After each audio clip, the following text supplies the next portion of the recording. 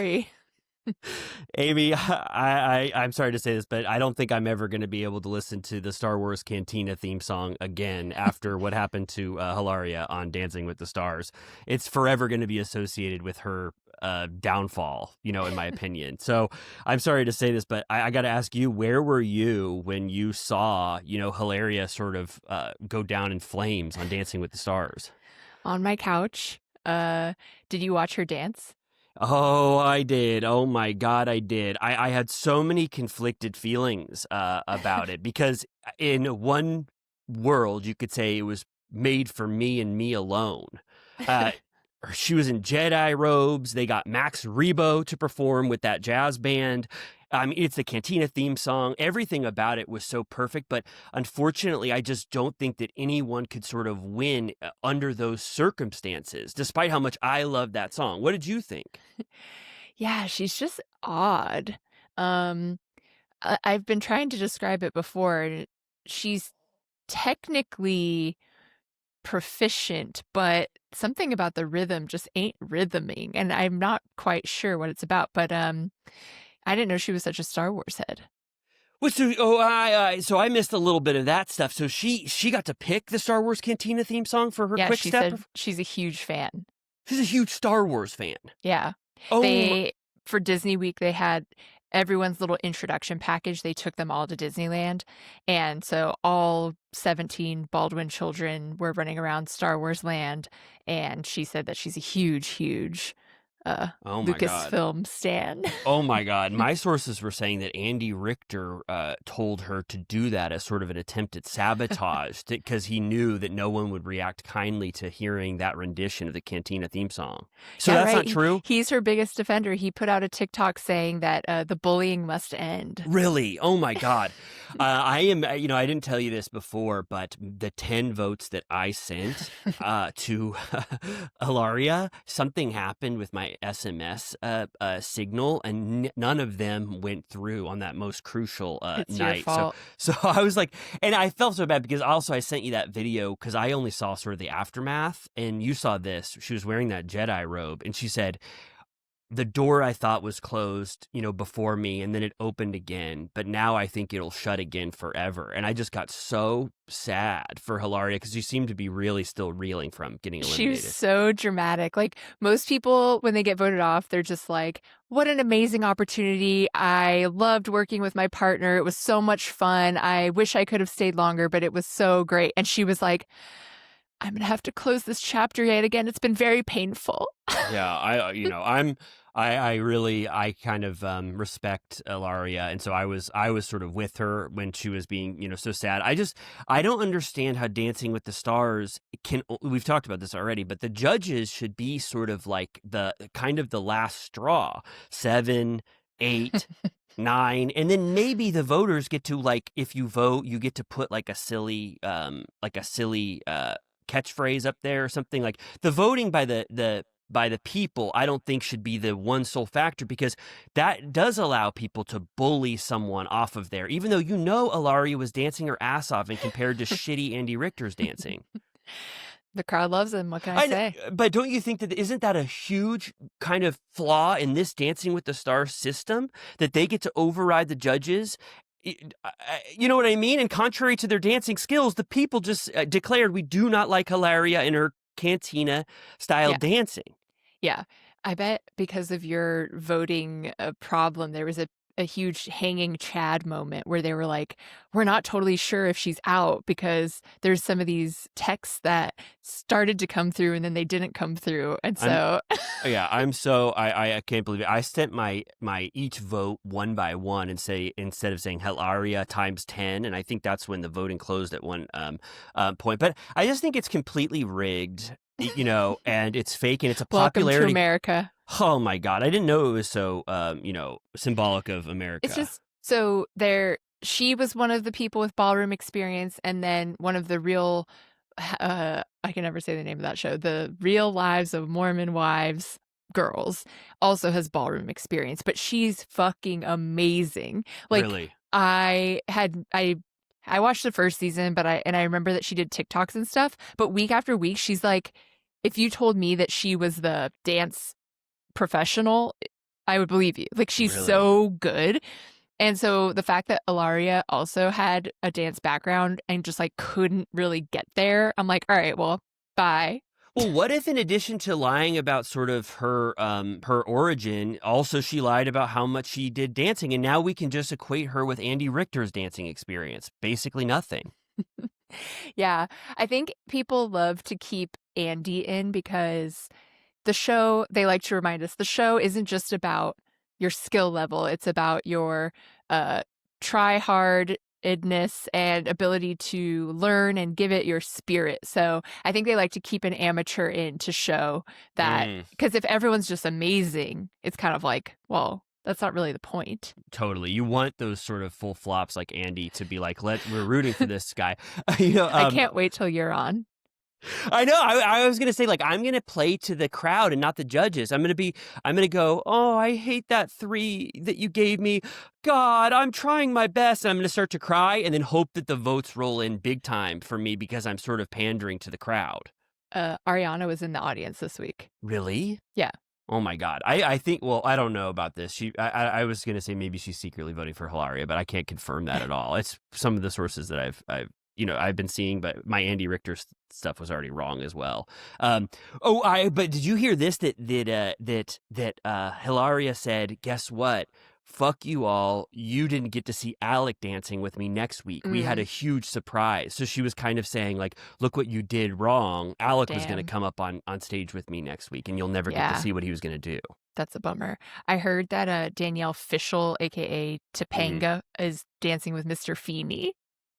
Next week? Yeah. Mr. Feeney? No way. Is it called, is it like, oh my God, I'm looking at it. It says Danielle Fishel will dance to Boy Meets World theme song with Mr. Feeney on the Dancing with the Stars dedication night. Holy shit. It's called A Memorable Night Awaits. That is awesome. I don't mean to ask this question, but because Mr. Feeney, He's alive. no, not even that. I was just wondering what age he's. Okay, I'm looking this up. The only reason I even question it is because I knew that he was possibly sort of up in years. He's 98. That's insane. That is going to be, oh my God. All right. This might be the first one that I watch live. I have to see that. That is so amazing that she's kept her sort of friendship alive with Mr. Feeney, William Daniels. Yeah. During Dylan Efron's whatever they call that, when he was up on stage, he said that next week, because Julianne Hough said, we were all surprised that you didn't do High School Musical for Disney night. And he goes, well, I have something special next week. And I'm like, is Zach going to come out? He should. He should honor his brother, who's very popular right now, and be like, I always loved you, brother. I mean, they're almost neck and neck in terms of people who know and who they are and stuff. So that would be an huge win. Oh my God.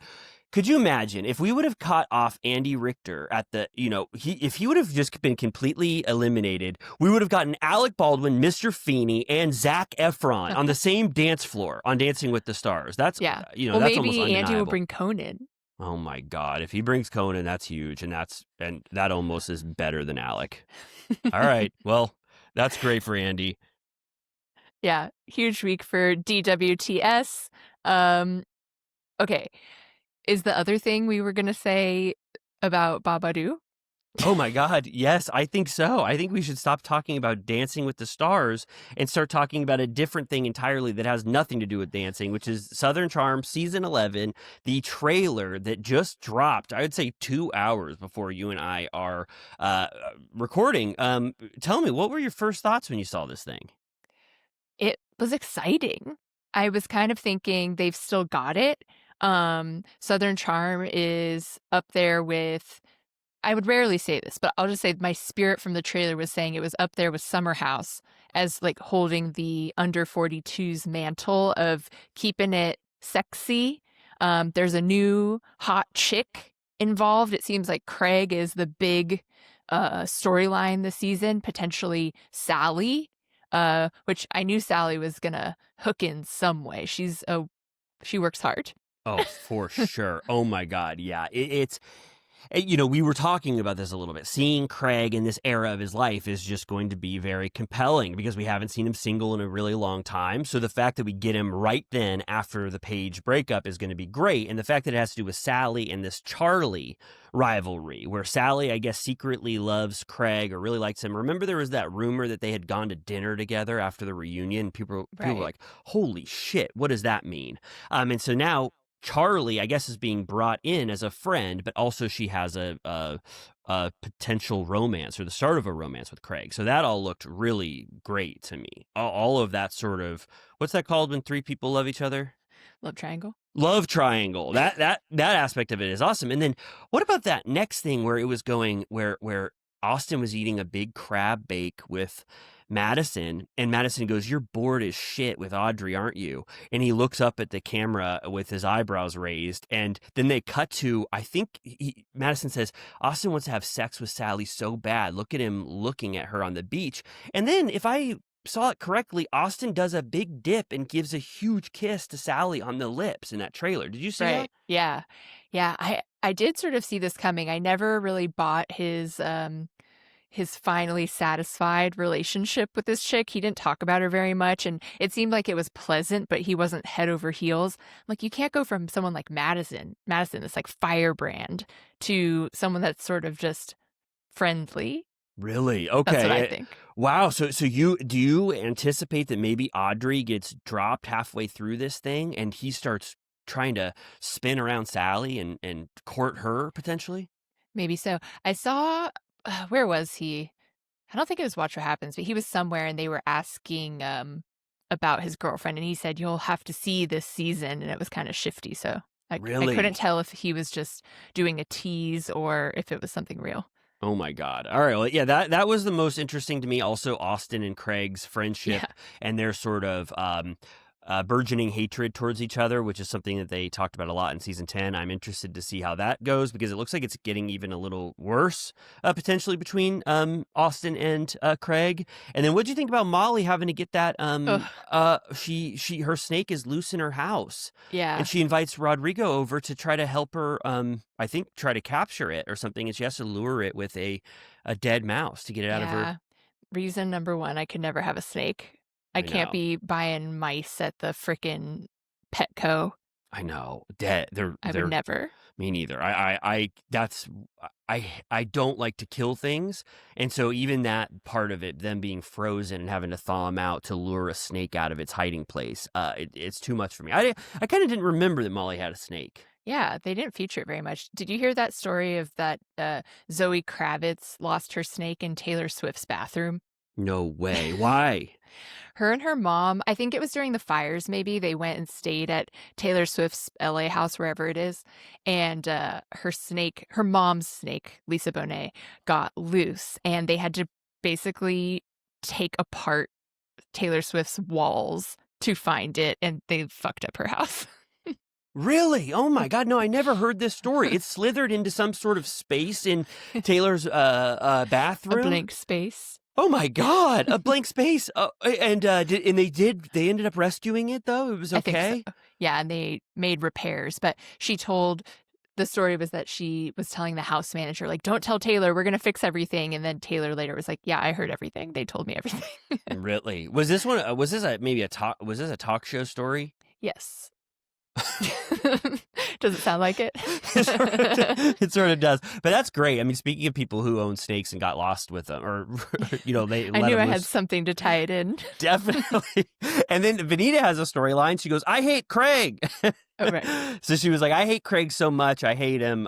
So Sally, you liking him makes me not want to support you because I just hate him so much." I think Vanita is, she proclaimed herself Team Paige. She's kind of like maybe a lone Team Paige person on this cast. Everyone else, obviously, Austin and Shep aren't going to be Team Paige. Madison is always Team Craig. My God. Yeah. So I think Vanita is like the holdout being like, "Hey, I represent this side on Southern Charm." You know what I mean? And then anything else interesting? There was a costume party I saw.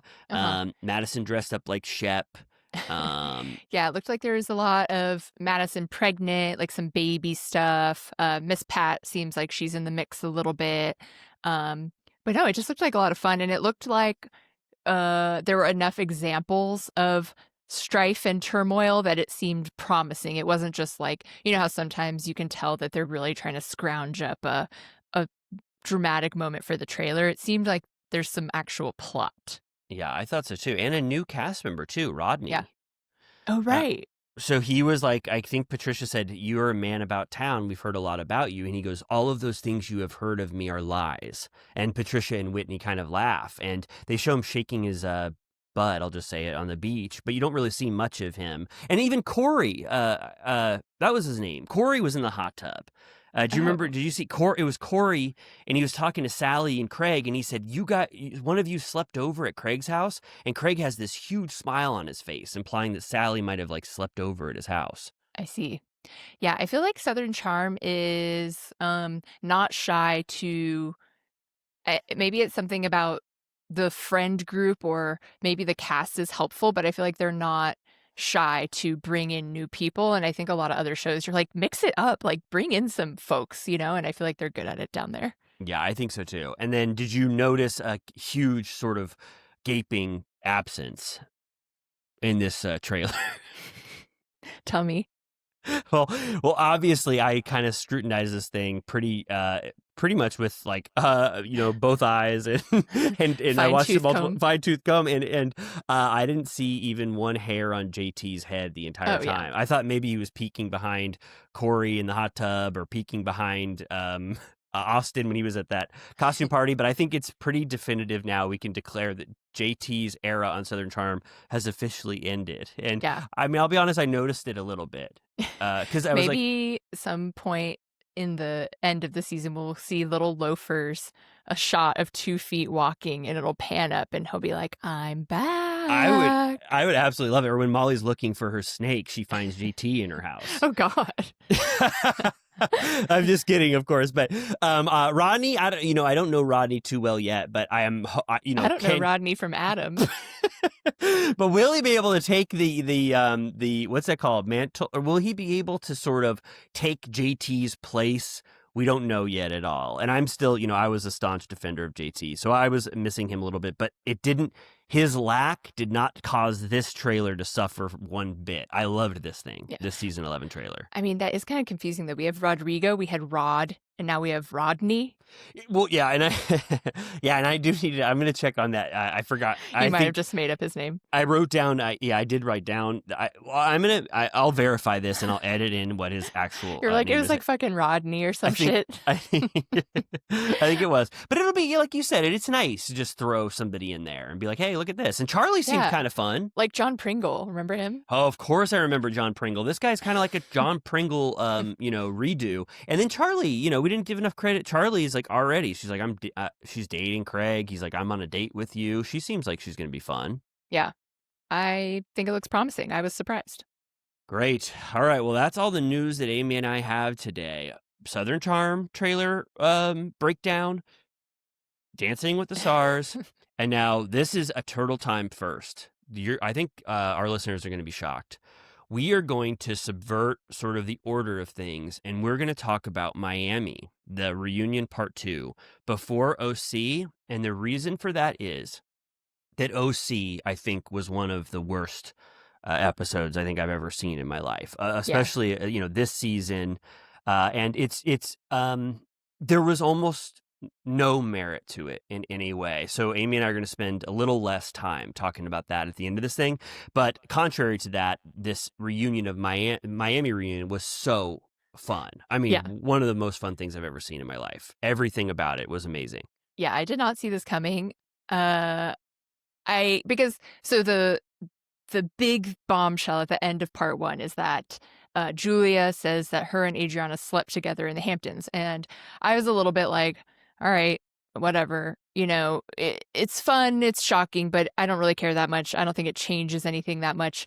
So I wasn't expecting there to be anything more that didn't leave me being like, can't wait for part 2. Like probably a lot of people were excited for part 2 after that, but I was kind of like, that seems like the height of what could be said. And then it turned out that there were things I could have never expected, words strung together in a order that I never could have made.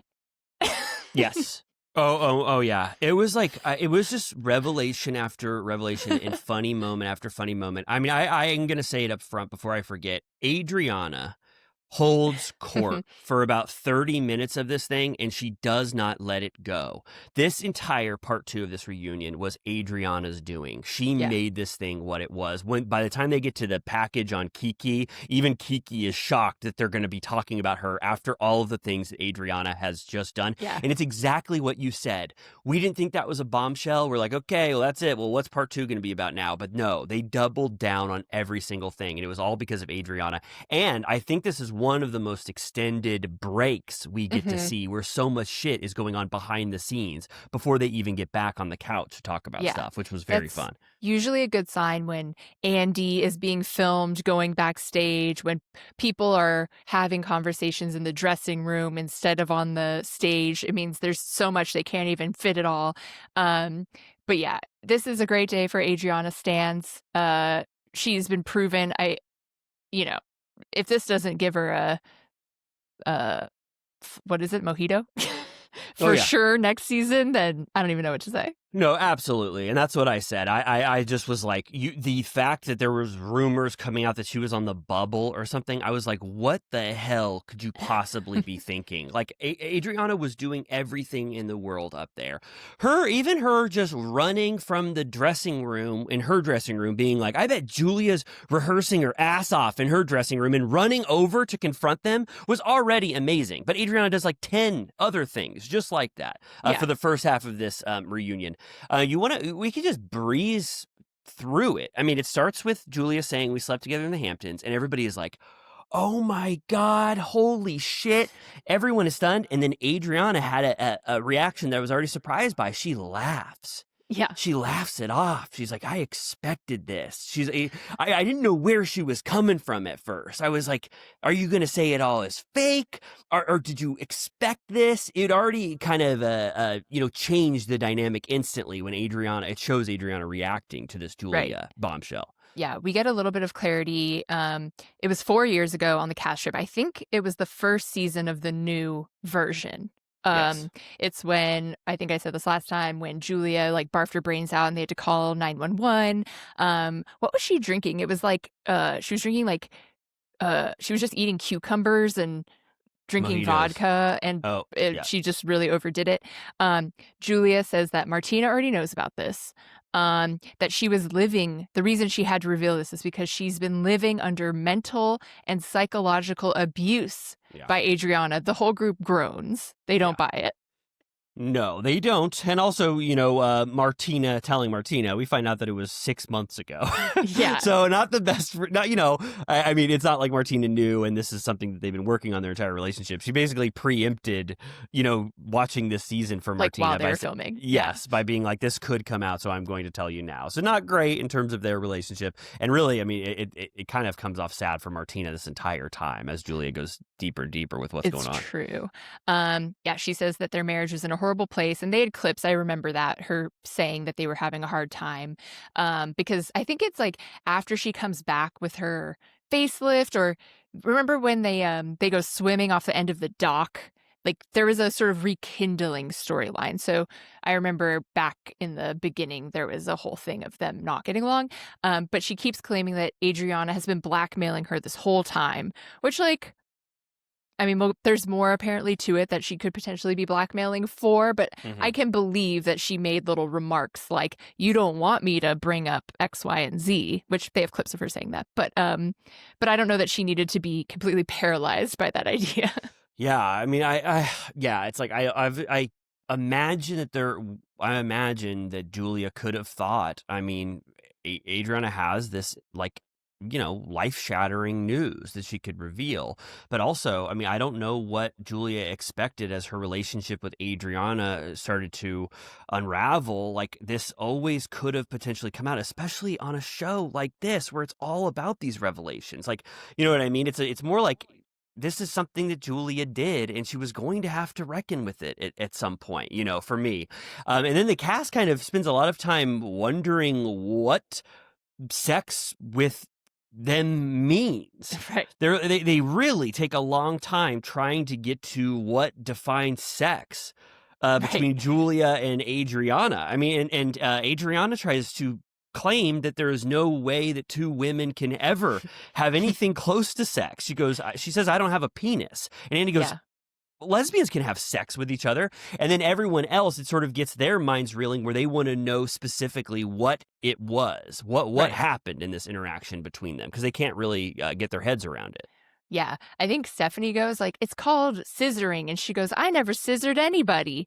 I feel like I'm out of my depth in this girl on girl sex area, but I think we haven't seen any online chatter yet. We're recording before it actually airs, but I assume Adriana's going to get a fair bit of blowback saying Oh, that yeah. you can't have sex without a dick.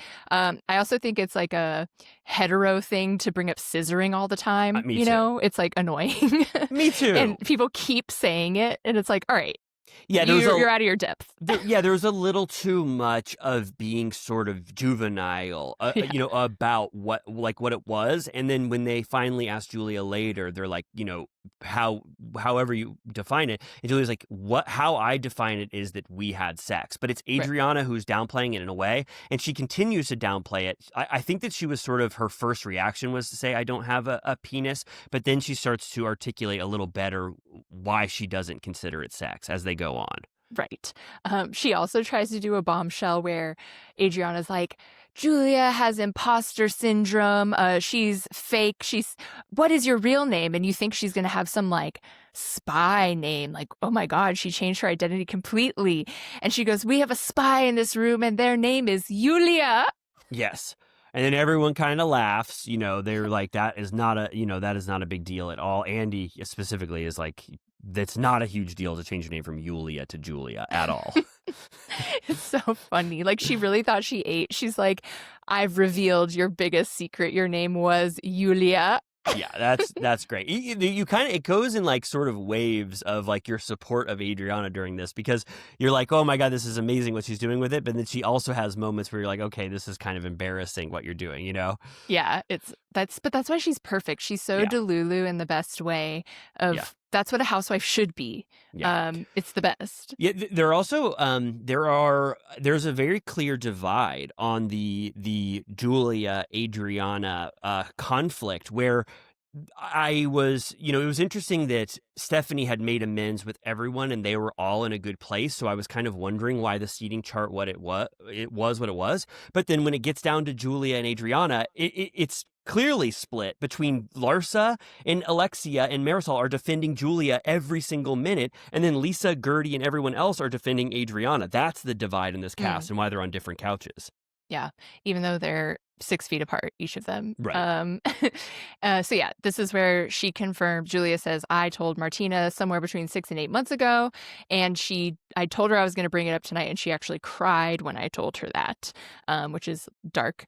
And this is where Adriana says, I think the thing I've laughed the hardest at in a year on Housewives, she goes, I would have never revealed what happened between us because I would never mess up your marriage. I would have taken it to the grave, basically. She goes, but now it's on the table and there's all kinds of other shit that I never brought up, including Julia was cheating on Martina with a Haitian mortician. Yes. Yeah. And it's one of those things where, the detail adds to it so much to where I was like, oh, I believe this to be true instantly. And she said that she would pay for the motel, take the Haitian mortician to make love to him. And then at some point, it got to the point where Julia had to buy him a coffee maker as a gift. And you're like, in no world could Adriana have come up with that story on the spot. It has to be true. And I realize now that Julia is a horrible liar. She does not do a good job at all of dispelling this and claiming that it's not true. I think when Andy asks her point blank later, she can't lie to him. So she admits that there was a lot of infidelity in the relationship. And Adriana even tells another story too, that there was a cop apparently. And she's like, Julia goes, Martina knows all about this stuff, from this era where we were doing horrible. Yes. I wonder, because remember there was, I think Larsa brought up that she had a friend who saw Julia making out with a man at a hotel, but then she was like, it was just my friend. It was that fashion designer. Was it like Reem Acra or something? Anyways, she was like, it was just all in good fun or whatever. But I remember at the time she felt called out. Like it seemed like she was kind of caught in something. Yeah, I think that I completely believe that Julia had all of these affairs on Martina. I think that Yeah. she was consistently cheating on Martina for a lot of their relationship, and I believe the everything that Adriana said right now, because Julia does not in any way defend herself from any of these Yeah. accusations. Yeah, she's like always out of her depth. Yeah. She tried to bring this huge bombshell, and then I think it gets a little out of her hands Do immediately. you agree? I mean, I was sort of on Adriana's side in a way where when Adriana says, I would have never revealed this, I would have kept that to Mhm. my grave. I didn't want to ruin your relationship with Martina. She goes, that wasn't the fourth wall break thing I was thinking of. But now that you put this on the table, do you think it was Adriana was validated in bringing all of those cheating accusations up? Like, I felt it Yeah, was. I think it was the it was right time to awesome. say it. Yeah. Yeah, I thought it was great too. I think that Julia miscalculated and thought if I go here, it's an open and shut case. And then Adriana was like, well, I'm going to open the books and reveal everything now. Yeah, because some people in the group were saying, "Who cares? Like, why is Julia trying to out Adriana when she's the one that's married? Like, Adriana doesn't really have anything to lose. It would be different if it was opposite, and she was trying to say you cheated on Mhm. your spouse with me, but she's like, you're the one that was cheating. Like, I can do whatever the fuck I want." Totally. Yeah. And Lisa's also shocked. She's like, you need to work this out with Martina. You were the one who was in a relationship. It's not on Adriana at all. And then Alexia and Larsa are really trying to say how horrible it is that Adriana preyed on a married woman or whatever, Right. still trying to defend Julia. Yeah, but it's like, all we ever see is Julia kissing every single person in the group every single time she drinks. And so I totally believe that if she was sharing a bed with someone who she then on that trip proposed to as a friend engagement or whatever, like they always had something extra. Mm-hmm. Like that was clear. Yeah. Yeah. When So they show the clips, I haven't seen it as recently as you, but when they show the clips, it's like there was so much like flirting and yeah. kissing and stuff between them. Yeah, they were that conversation they had where they were crying in the rain saying, "You taught me true love, baby." Like it was on the edge of I just read that Elizabeth Gilbert book where she fell in love with her lesbian best friend and then they started dating. It was kind of like that. Oh, wow. What is that? What is that book called? All the Way to the River. Oh, wow. Was it good? It's juicy. Oh, damn. All right. Wow, that's awesome. Yeah, no, I loved that when they showed that clip of Adriana and Julia. I was like, oh my God, this is so beautiful. Like it made me want to rewatch Miami over Yeah. again, like that for that scene. For sure. Julia says that she did not have an open relationship with Martina. So each time that she had to admit to all this cheating must have really hurt Martina a lot. They were never in an open relationship. This is the amount of cheating that you would assume that they must have some agreement. This is a lot of cheating. I know. That's like at least 3, but there's probably more. Yes, this is this is just what's been admitted to at this reunion. And then there's this break where Andy is kind of like, he's like, holy shit.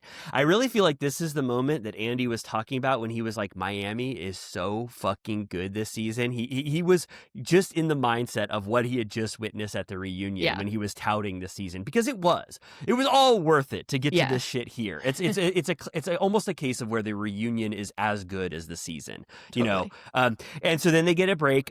Julia is talking to Andy and she's a little defeated. I think she knows that this didn't go her way. She's like, yeah, there was cheating, but I did, that blackmail stuff I said, it was true. And Andy's like, what? Okay, but you did hook up, right? And then was there any other times? And she goes, the Versace mansion. There was some fooling around. And then they show the Versace mansion, which you just saw. I haven't seen it in a while. I was like, oh my God, this is awesome to see this. They're getting massages. It was 3:30 in the morning. And then they show Julia and Adriana waking up in bed together, which that was another example of potentially them having a intimate moment together. Yes, totally. Yeah. And Alexia's like, the Versace mansion, I kind of get it. That's hot. Yeah, and Alexia is just very intrigued. She hates Adriana so much. It's her mortal foe, but even she knows that Adriana is killing it at this reunion and thinks that this is very fun. She's as intrigued as anyone else about this. One moment I wanted to spotlight is Stephanie, who I think is almost on good terms with everyone.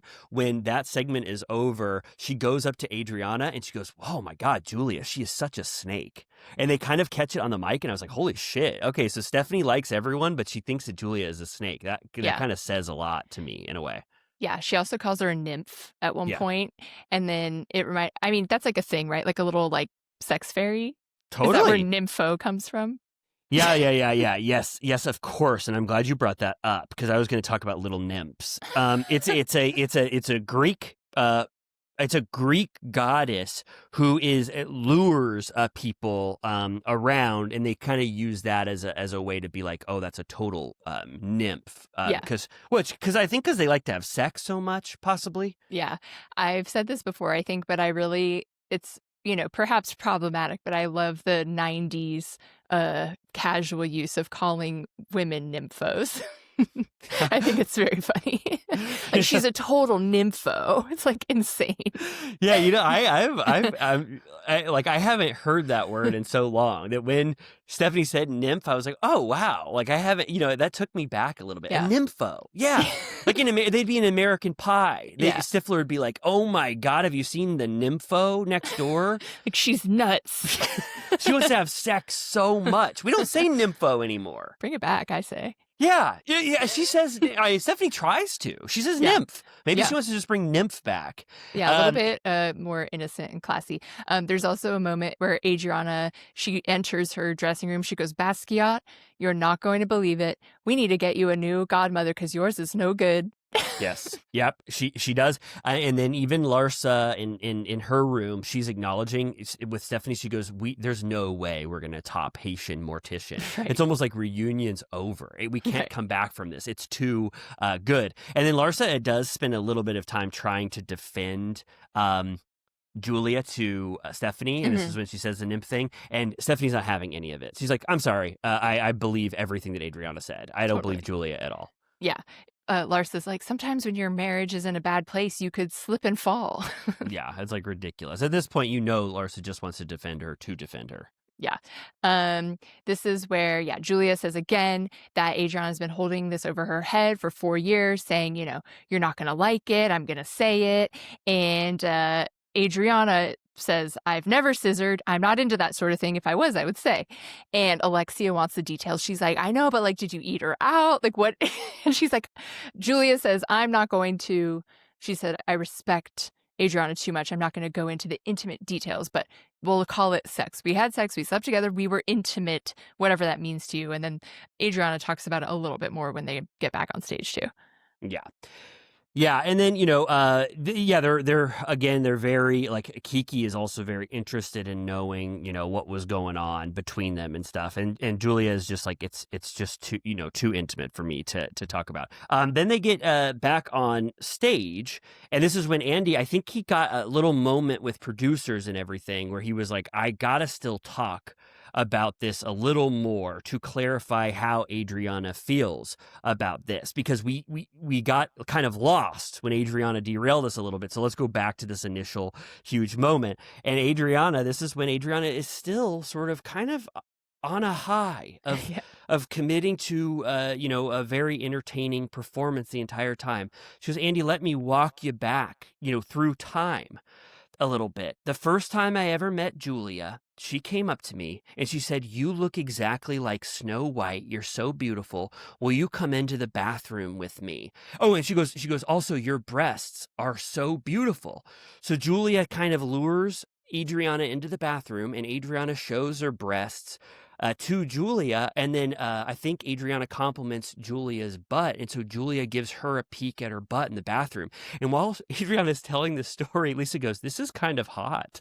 And Kiki goes, wait, so you started your relationship with a let's do a show off to each other? And it really, you could hear a pin drop, like, this whole thing, like you said at the beginning, it just got so much better than that initial reveal. Yeah. It's all so much better as it gets more and more detailed of this history between Julia and Adriana. Like, bizarre people. So it's very funny the way that they found each other and their behavior. Like, they're just insane, and it's so funny. Right. Then they are trying to get back. Andy's like, okay, but like, seriously, like, did you guys have sex? I need to know. I cannot rest until you say what happened.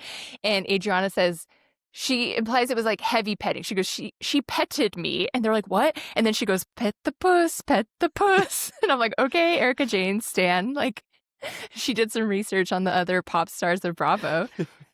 Yeah, and she says, she says there was no, I'm sorry to say this, there was no scissoring. She doesn't constitute it as sex, just Sure. touching. And she says, I don't even know what Julia's privates look like, she Right. says. So it's like, yeah, what's the threshold? I mean, I don't know, without being too explicit. It's like, you could just imagine they got hot and heavy. Yeah, I Whatever. really, I right, and I don't need it clearly defined. I accept that a very intimate moment that Julia considers sex happened between them, and it really doesn't discount anything that Adriana says, but Adriana just purposefully is trying to make that one, point to say, I do not declare this sex with Julia. Right. But it was intimate enough. It's, nothing can be as ironclad as the P and the V. That's you can't argue with that. So right. She has some gray area. That's what she's trying to exploit, this gray area that's not P to V. And then Julia tries again to throw up a smoke bomb, and she said to leave Martina for me. What a storyline. Everybody's like, okay, all right. You know what I mean? Oh, and then Adriana goes, well, hey, clear the smoke. I got one more. And this was like, oh my God. It's like, holy shit, Adriana. She goes, in Spain. And Julia's like, Adriana, she was in Spain when we were drunk off our asses. We got in the elevator and Julia pinned me to the wall. And Adriana gets up and shows off what the pinning was like to the wall. And she goes, come to my room. And then Adriana goes, you tried to fuck me in Spain. It reminded me of my favorite thing anyone ever said on Shaws of Sunset is, you tried to fuck me in Turkey, bitch. Really? Oh my God. I want to see that moment. I can't wait. But this concludes Adriana's run. I think that last iconic moment of this run. And I also loved seeing Stephanie's reaction as being a first-time cast member. Stephanie was enjoying this so much as everyone was, but they keep panning to Stephanie and she is just laughing. She is so shocked by everything that she's learning about these new cast members, totally. On the cast that she joined. Yeah. Julia denies the Spain thing. Adriana swears on her son, the cardinal sin of housewives. And Julia's like, I cried earlier thinking about our friendship. I really miss what we had. And Adriana goes, what do you miss, my sweet little pussy?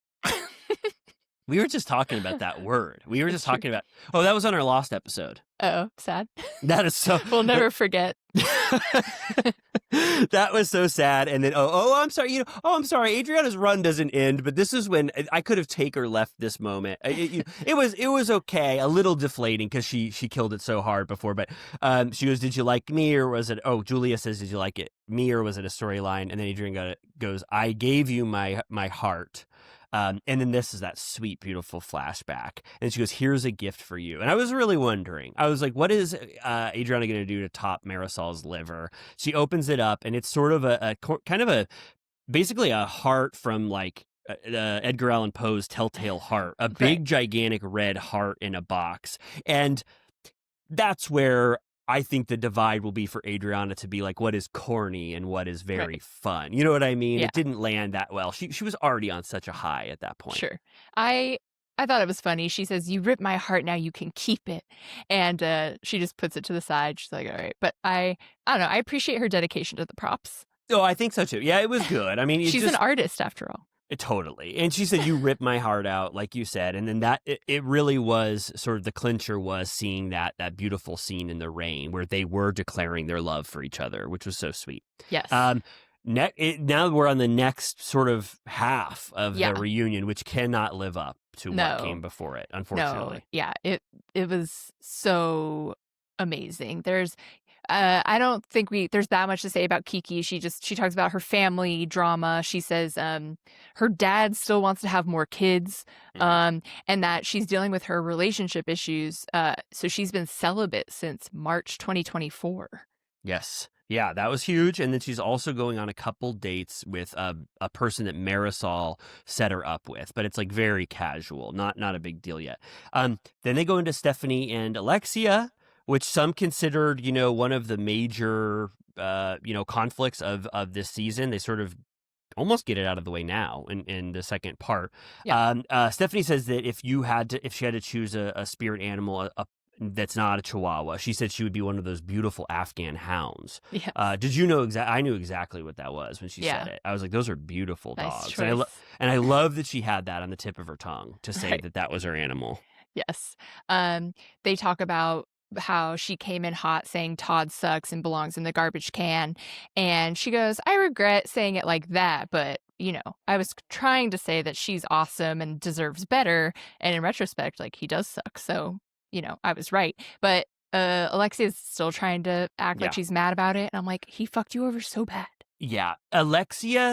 Stephanie is already in present day mindset, and she doesn't, I don't think, gets yet that you have to go back into your fury at a Right. reunion. So Alexia is kind of being like, no, we pretend we're still mad at this. So Alexia still has that energy. But then I thought Stephanie had a huge win on her hands when they show the footage of, I think it was Marisol and Julia talking so much shit about Todd before Stephanie met Todd. So when she said he's a pile of garbage, she had all of the warnings from the friend saying that he sucks. So I was like, that was a nice thing for her to say. It wasn't unprompted because she was trying to make you look bad. She heard that Todd sucked. Yeah, he also went on to do a whole Instagram post about her. So she's valid in saying that he sucks because he literally came after her when he's not even on the show. Yes. Yeah. And she says he's a really cheesy person, and she thinks that he wants to be an Instagram influencer, which is what it seems to be like to me. Also, they kind of say like, I thought you wouldn't treat us bad. We thought that you hated Adriana. And Stephanie goes, I only hated Adriana because you made me think that I had to worry about her. And I'd only seen clips of like the Marisol's liver clip. Right. So I was worried about her. And then they show the clip again of Marisol's liver. And I didn't remember this, but in Adriana's letter, she goes, you abuse me. You hurt me so bad. You treat me like chopped liver. And I was like, holy shit. She gave everyone a huge clue that she was talking from a liver's perspective by saying, I feel like chopped liver, Yeah, my liver is chopped. And then Andy produces a moment where he goes, give us lead us in a I'm Alexia King Kong moment. And they all go, I'm Alexia. Yes, and that's another huge win for Stephanie, that she got to bring something to the reunion that was sort of a fun moment for them all to have together. So I really, I've already said it, but Stephanie, this was such a great season for her. And I love where she ended up with all of the cast members, where I think she likes everyone except maybe Julia at the end of this thing. Yeah. Okay, then we go over to Larsa. She says that her young stud boyfriend wants more kids. And we get back into the whole Marcus Instagram drama. I don't know. They didn't get too far into the weeds on it, but it did bring up her and Lisa's dynamic, which, as always, you're like, you guys love each other. You can't deny it. I know. I just want them to love each other again. It's been too long. They miss each other. You can tell. And then Lisa's got a point on her side. She's like, 1,000 of your friends still followed Marcus until you laid the hammer down, and then they all scurried away and unfollowed him. Almost like, hey, audience, just know Larsa was really beefing this thing up. And then Andy goes, what did you think? Lisa, you said the world knows everything there is to know about Larsa. What did you mean? And Lisa goes, ask Chat GPT. You'll find out what people are saying. And Andy's like, I don't get it. I don't understand. Will someone just look up Chat GPT? And Stephanie does it. And it says, Larsa is a polarizing figure because people think that she's image obsessed, but also some people think that she's resilient and wonderful. And Larsa was like, I'll take it. That's great. It's like the most ChatGPT. classic broad thing you could ever imagine. It's like, she's a housewife, very glamorous and divisive. Yeah, like, totally. Thanks. It wasn't very clear. But then they go, but what? Andy goes, what about the dad stuff, Larsa, where you said Lisa needs to get home to her dad who's potentially going to die, and that's when Lisa says, I need a break right now, and then they to be continued because it's going to get bad when Lisa talks about her dad. Yeah, she gets emotional about that, and then right before that, Larsa gets emotional saying that her breakup was worse than anyone realized, and that her kids were very upset by it, and that she needed Lisa to be a better friend. And I'm like, whenever Larsa is vulnerable, I like her so much more because she's been pretty low key this season compared to the past. Yeah, I've loved her so long that I don't even remember why I love her. Yeah, and then in the preview for next week, Larsa goes to Lisa's dressing room and has it out with Jody, and it seems like it goes fine.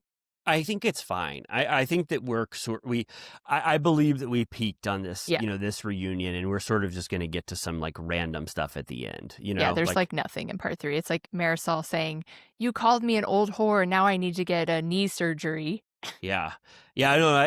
I was okay with that, but I was also like, has Marisol spoken in these last 2 parts? Is there any drama that revolves around Marisol besides Adriana saying she has wrinkly knees? Right.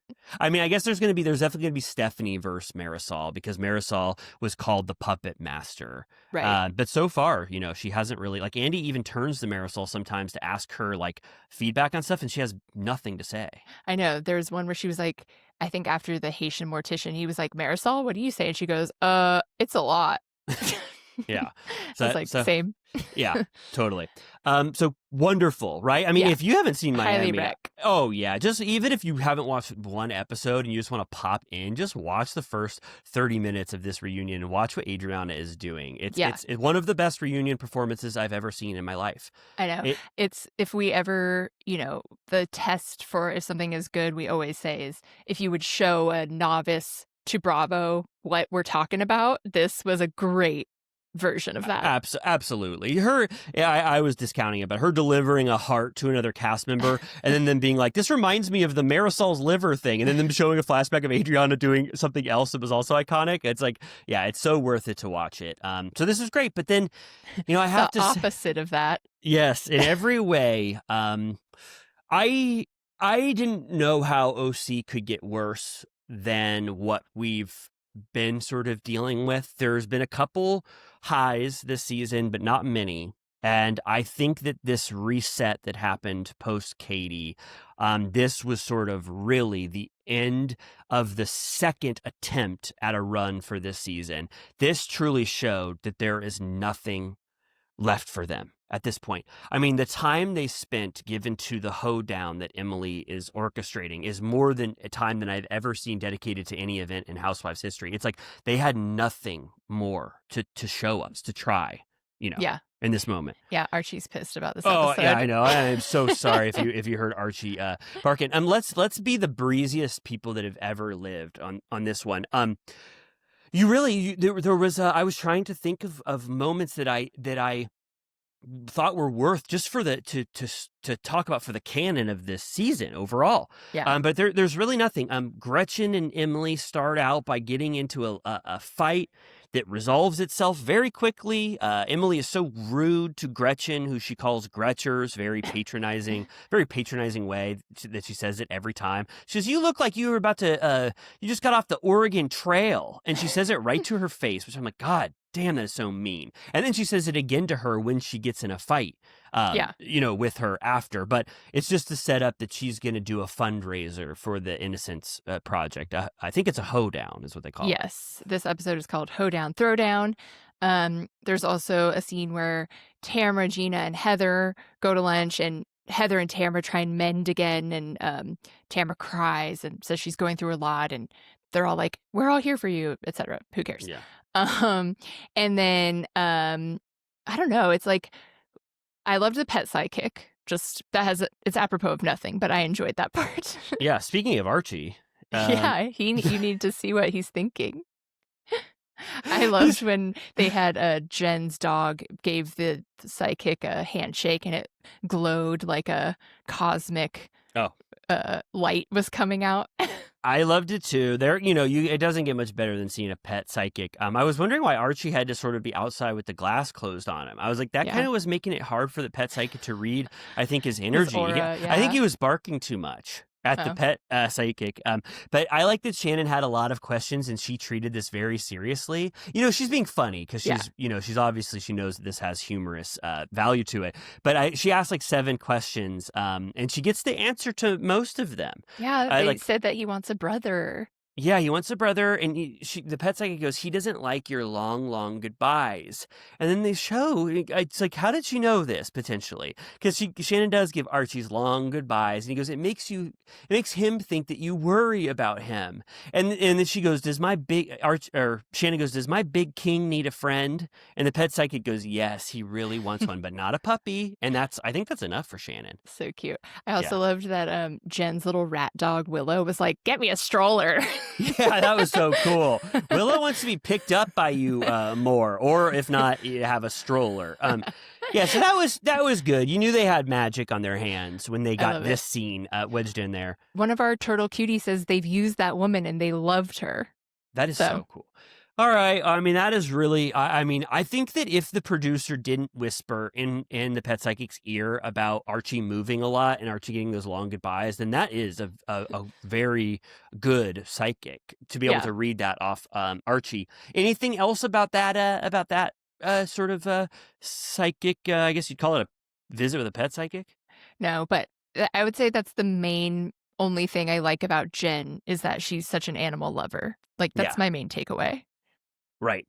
Yes, and then we get some would think that this sit down between these two cast members, Tamara and Katie, would be enough to fulfill us in our dreams and be like, whoa, we got a huge scene coming, but I couldn't believe it. I mean, has any scene just kind of fell on its face like this, where Katie reveals nothing that we haven't heard already, and that Tamara can't even pretend that anything is noteworthy? I know. I took like 4 bullet points. It's so nothing. We've talked about everything they talk about so much that there's nothing new to say, except that it seems that Katie is remorseful now in a way that when we left her last, she wasn't. Like, is she just admitting? She's saying she's upset. They both cry for some reason. She says she feels bad about what she did, and that Gretchen lied and said that she was drugged, and that Slade was saying that they have to stick with the story and she can't stray from it because it's a legal issue. Yeah. Yes. But then they go, so Slade is the eye of the storm. It all winds back to Slade. And I'm like, how stupid do you think we are? Nothing has changed. You just said words to pretend like this means something. Like it's not something that we've parsed 100 times previously. It's so bad. It's so not revelatory that Tamara doesn't use any of this from her sit down when she confronts Gretchen later at the Hoedown. That's how bad it was. Right. Tamara had nothing from this. Also, the scene takes place, I think, on a bar set. There's no bartender. It looked like the bar in The Shining, except there wasn't a ghost bartender. There's no one around. There's 2 drinks in front of them, no bartender, and no one at the bar. Wow. I don't know what the hell was going on here. It was a really weird bar to have this scene. Right. And she said that Matt wants to have a sit down with Slade, and I'm like, okay, like I'll believe it when I see it. Are we going to film that? What? Is that a tease for something to come? Who cares? There's a couple of, charitable scenes. There's Heather doing the Trevor Project, and then another Emily Innocence Project thing where she tells the stories, which I'm glad that she does. I like this, using her camera time to let these exonerees tell their stories. It's good. But it is good and good. She offers stats too of like 4 to 6% of people are innocent and the average person gets 14 years. It's like mind-boggling statistics. Yeah, so it is my good. biggest fear. I'm so afraid of getting accused of a crime that I didn't commit, and that the legal system is so whack-ass that you have no idea if you will be cleared. Yeah, I think that's what Kafka's The Trial is about. Oh, really? And also Andor season 1, if you've ever seen that. Not to Kafka-esque. It's very Kafka-esque with that kind of fear that you have. What I would say is just always try to create an alibi. You could text me, you could text a group, you could make vlogs or videos on your phone that are always timestamped, and then you have an alibi for most of your life. Yeah. Did you see? I mean, this is kind of dark topic, but they presumably caught the guy that started the Yeah, Palisades fire. I And I'm saw like, that. it's crazy the way they can fucking find people. Like, I that's know. nuts. I know. Oh my God. Yeah. Well, and you're like, what if that power was used against me as an Right. innocent person in a way? Yeah, Riley that's. the Patsy. Oh my God. Oh yeah. No, I was nowhere near the Palisades when that thing happened. I've got Like, proof. I like how people still think you sat down with Jax wearing a ski mask. Oh man, that shit died on the vine. I didn't even need to do anything about that. It is over. I don't know what the hell happened to Justice for Jax. I have not heard one peep about that shit. That was that was nothing. Well, I don't know what happened to them. Did you hear anything about it? No, no one's talking about Jax right now. Yeah, except that Channing Tatum thing that we talk about Oh, on right. next week's Patreon. Okay, so then we get to the hoedown. Worthy cause, like we said. Yeah. Terry is loving it. They all dress up well, but I think we just spend too much time here. It's a worthy cause, Yeah. absolutely. But 20 minutes of the episode is this, and Yeah. we really see every minute of it. Elizabeth Vargas is there. They all dress up. We see all of their outfits. They basically just show people coming in and spinning wearing their outfit. Right. Each person gets One about by 30 one. seconds. Terry looks the coolest. Yeah. He Terry- was like full Tombstone. Tombstone, he looked like a judge, or he looked like, like a sheriff or judge. He was like, I don't wear a cowboy hat, but he looked really well dressed for the occasion. Everyone else looks cool. I think Ryan Pedranti had a really cool Coors Light jacket. Did you see that? Yeah. It said like, I only drink Coors beer or something. And at this point, I'm not exactly sure if anything warrants actually talking about, because they do a 2-step dance. Yeah. They match each other's money. Gina gives $5,000. Terry goes, don't listen to Gina. I'm going to give the exact same amount. Kind of rushes her off stage. Yeah. And then it's only bubbling up because Gretchen and Slade arrive that then everybody starts talking. And Gretchen gets drunk enough, probably off some fireballs and off some new drinks, that she wants to confront Tamra. Her only mistake is that she brings Slade, which if I was Gretchen, I wouldn't have done that. I would have tried to be brave as I could, and just confront Tamra on her own, because now Tamra gets to hold it over Gretchen's head that you brought a Slade, a significant other. I didn't want to talk to him at all. So now she can kind of have a moral high ground stance, when she walks away. I wish that was a strategic mistake. I don't know how you felt about that. Yeah. It's what were they even going to plan to say? She just was like, I'm drunk enough to confront her, and I want to know what she heard from Katie, which is like, it is brave, but it gets undercut by making Slade, because really no one does want to talk to Slade. You're like, Nobody. You talked about some weird recording that you have of me and stuff. So Tamara goes, you're trash, I'm running. And then Gretchen is really feeling her oats. She goes, that's when she says, run, bitch, run. Run for your life, bitch. And then Tamara says, these two people are absolute trash, and I don't speak to trash. I take it out to the garbage. Yes. And then Emily chases her out and goes, that was aggressive. I am sorry. Thanks for coming. I do not agree. And then she comes back in and is like, all right, Gretchen, that was a little much. And Gretchen gets pissed. Yeah, Gretchen screams, and Emily goes, don't scream at me. I'm going to start fighting you pretty soon. And Emily treats, I've already said this. Gretchen is just a big target for Emily. She wants to just do whatever she can to Gretchen. Gretchen steps out of line. I'm using you for my fucking storyline, and I'm hating you. So Gretchen needs to just stop talking to Emily entirely for the rest of the season. I would not go step foot near Emily. And then Emily, she tries to make it like we're going to now watch a new fight between Gretchen and Emily, which no one cares about. Right. On a positive note, they raised over $41,000. That's amazing. But next week is already, they're going to be in Amsterdam next week, I think. So this international trip would carry us through the rest of the season. There will be 3 episodes of this, and then maybe one finale, or maybe it'll just end at Amsterdam if they think, hey, let's nip this thing in the bud. It sucks completely. I think nothing in the preview looked that great. No. I mean, there's like a bridal lunch for Jen. And someone goes, did you think Shannon used that bridal lunch to you for herself? It's like, is that where we're at? That's even a question? Who cares if that's the case? But regardless of what happens, I think at least some stuff can happen on a trip. We get to see Amsterdam again. That's kind of fun, Yeah, maybe they'll visit the site of the iconic Beverly Hills restaurant. Yes, we can only hope. But that was it. That was it, and it was so. Sometimes it's fun to talk about a bad episode, Mhm. for Amy and I. But this one was just so lacking in merit completely that I don't even think it was fun to talk about. There's nothing to even make No, fun of, barely. those producers must be sweating. I think so. I think the Katie thing hindered them more than will ever know behind the Yeah. scenes. So let's say goodbye to this week. At least we got Miami. At least we Yeah. got to witness that together. I hope that Turtle Time listeners will give Miami a little peek, because that was so fun. And I think that everyone pretty much unanimously is out on OC at this point. Mhm. I don't know if there's anybody that's still watching this and loving it. I think people gave up on it after 3 or 4 episodes, and it's pretty much only gotten worse Yeah. since then. So it's Brutal.